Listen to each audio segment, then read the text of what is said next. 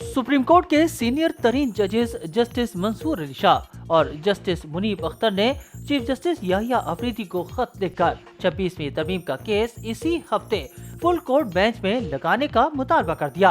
Don news के मुताबिक supreme court के दोनों सीनियर तरीन जजेस ने चीफ जस्टिस ऑफ पाकिस्तान को लिखे गए खत पे रवां हफ्ते ही 26वीं आईनी तरमीम का केस फुल कोर्ट में लगाने का मुतालबा किया है। चीफ जस्टिस याहिया अफरीदी को लिखे गए खत पे सुप्रीम कोर्ट के सीनियर तरीन जजेस ने कहा है कि 21 अक्टूबर को practice and procedure committee meeting में 26वीं तरमीम का केस फुल कोर्ट में लगाने का फैसला किया गया था। खत में कहा गया कि फैसला किया गया था कि केस 4 नवंबर को फुल कोर्ट सुनेगी, लेकिन कमेटी फैसले के बावजूद कोई कॉज लिस्ट जारी न हुई। खत के मुताबिक दोनों सीनियर जजेस ने 31 अक्टूबर को चीफ जस्टिस से प्रैक्टिस एंड प्रोसीजर कमेटी इजलास बुलाने का मुतालबा किया था। ताहम जस्टिस याहिया अफरीदी के इजलास न बुलाने पर सेक्शन 2 के तहत हम दोनों जजेस ने खुद इजलास बुलाया। खत में कहा गया कि दो जजेस ने इजलास में फैसला किया कि 26वीं तरमीम के खिलाफ केस 4 नवंबर को फुल कोर्ट सुनेगी, लिहाजा इसी हफ्ते 26वीं तरमीम के खिलाफ दरख्वास्तें फुल कोर्ट के सामने लगाई जाए।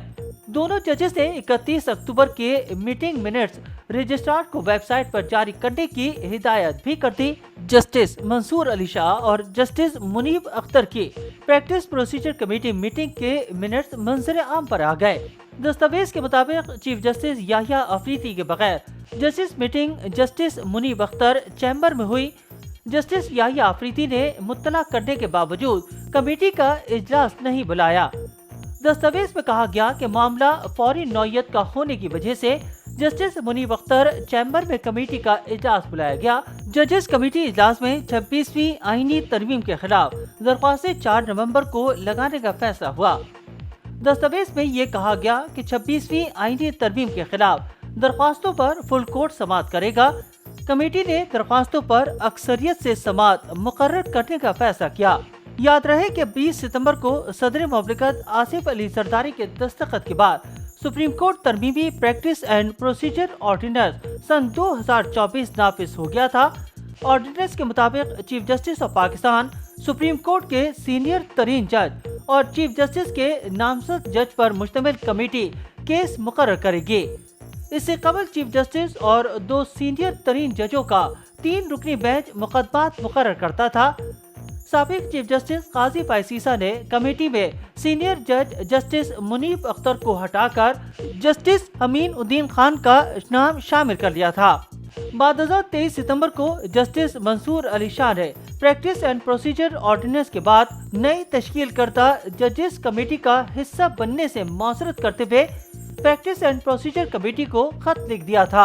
जस्टिस मंसूर अली शाह ने कहा था कि ऑर्डिनेंस के इजरा के चंद घंटों में वजूहात बताए बगैर नई कमेटी की तश्कील कैसे हुई।